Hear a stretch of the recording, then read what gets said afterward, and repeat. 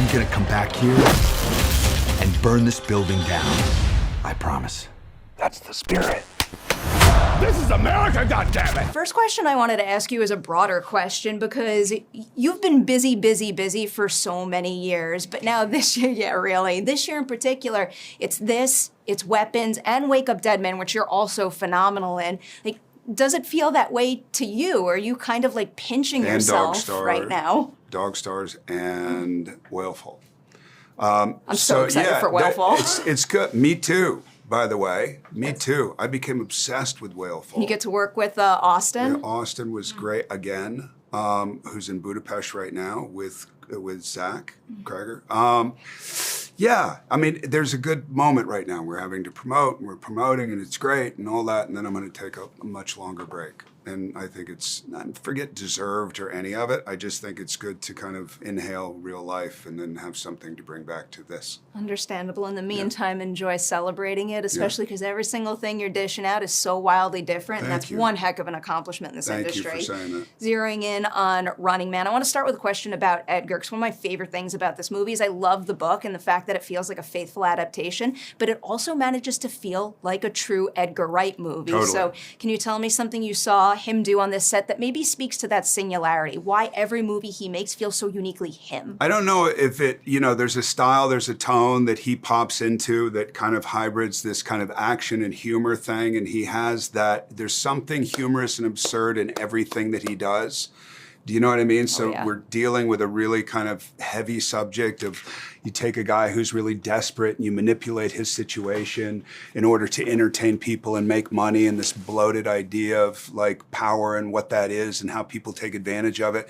And yet he brings an entertainment value or a fun, something fun. So you look at his early movies and it's just filled with that. And then you get into heavier subjects. Baby Driver was like that. It was serious, but it was also super entertaining. So I don't know how he brings what he brings, but I do know on the set, he's very focused on everything equally. It's not, some directors are just your actors. Some directors are just the ambiance. And he kind of sees everything. He'll see a performance and he'll be satisfied with the performance, but he won't necessarily say, awesome job, but he'll say, why is that piece of paper over there? Move that, you know what I'm saying? So he's very aware. That attention to detail. Yeah.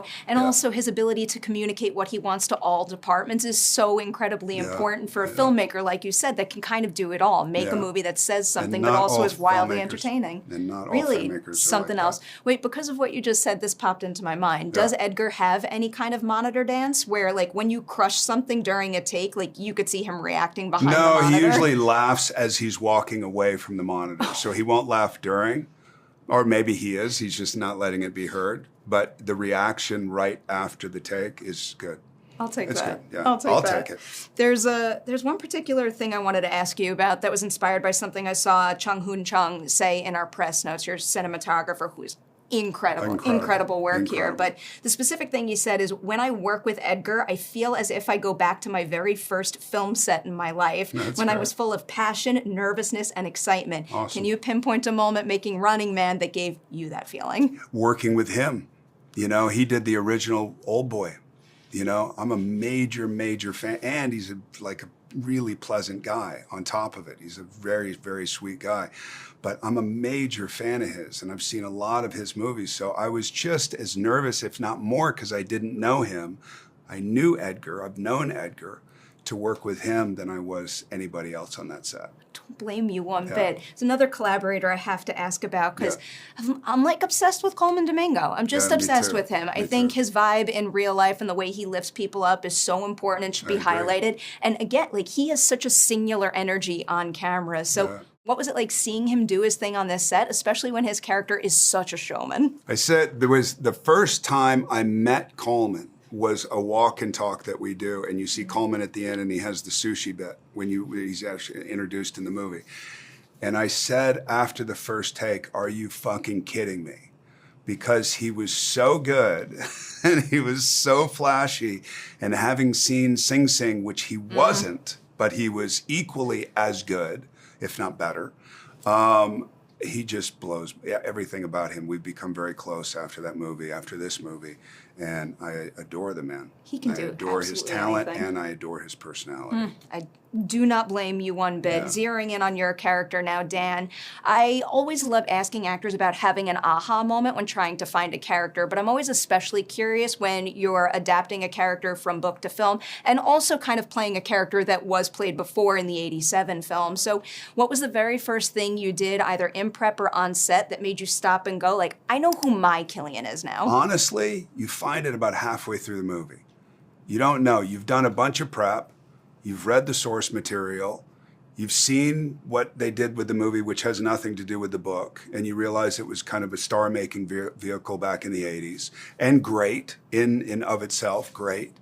And then you get there and you go, Edgar goes, hey, don't forget, you got to look down the lens for this whole speech. And you're like, what the fuck? Are you serious? And then you see somebody looking at their watch, but they're actually not looking at their watch, and your sensitivities. And then all those start to go away when you become familiar with the crew and all that kind of stuff. And then something lands. And I don't know what it is. And it was the clothes had a lot to do with it. The teeth had something to do with it. The weight had something to do with it. The fact that I was sick during filming, and I had to relax in order to not wheeze and all that kind of stuff.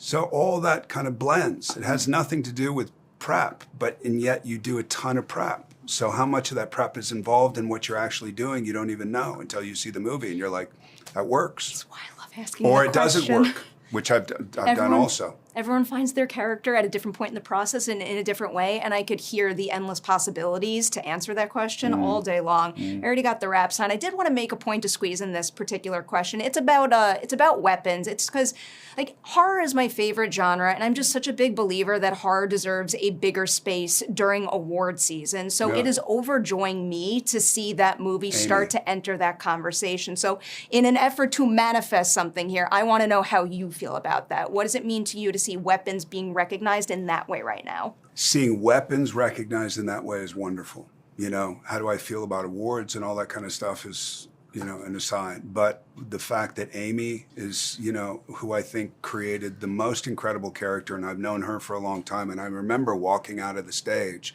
and this is what you want. As a moviegoer, as a cinephile, as somebody who goes to the theater, you want to go, oh my God, wow. You want to be saturated. You want to be it's almost like a poltergeist thing where you want to be taken over for a moment. And then you go, wow, I just had an experience. And when I saw Amy, when I came out of the stage and I saw her in that makeup for the first time, and I was like, what is happening? And she was like, what do you think? And this and that. You know what I mean? Mm-hmm. It's creating. It's really creating, as opposed to, oh, how can I be more famous? Or how can I be more liked? She created a genius character that I think needs to be, I would love it. And if anybody cares less about it, it's probably her, which makes it even more attractive to me. That's why I'm glad you're saying it right now, and for what it's worth, I'm a little piece of the puzzle, but I'm going to keep blabbing that as much as I possibly can. I want to see it happen. Whatever deserve means, she's one of the last great creators. I love celebrating that. Yeah. I also love celebrating all of your accomplishments. Congratulations on The Running Man and literally everything this year. Thank you very much.